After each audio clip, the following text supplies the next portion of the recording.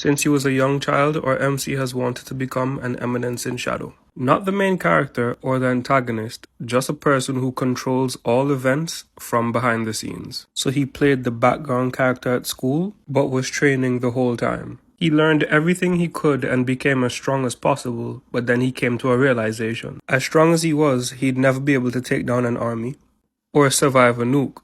But the person he wanted to become would never be taken down by any mere weapon. So he searches for an answer and finds it.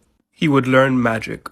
But of course, nobody knows how to use magic, so he followed his gut. Meditating under waterfalls, crucifixion, mastering yoga, even trying to become one with nature. But one day on his quest, he saw some lights, and he was certain this is what he was looking for. Of course, it's an isekai story.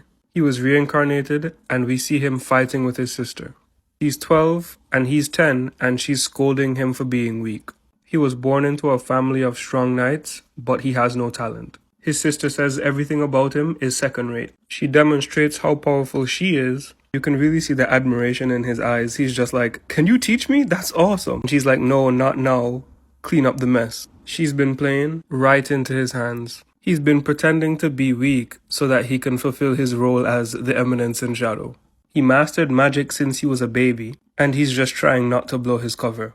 Being in this world, he doesn't have to worry about overcoming any crazy weapons, but he won't settle for less. He decides to do some more training by hunting a group of bandits. We come across the bandits in the woods, and they're celebrating the fact that they just robbed some merchants. The leader is like, "Did you see the woman begging for us to spare her son? He told her to hand over the valuables if she wanted to live." But before he could finish his sentence, our MC shows up and tells them the exact same thing.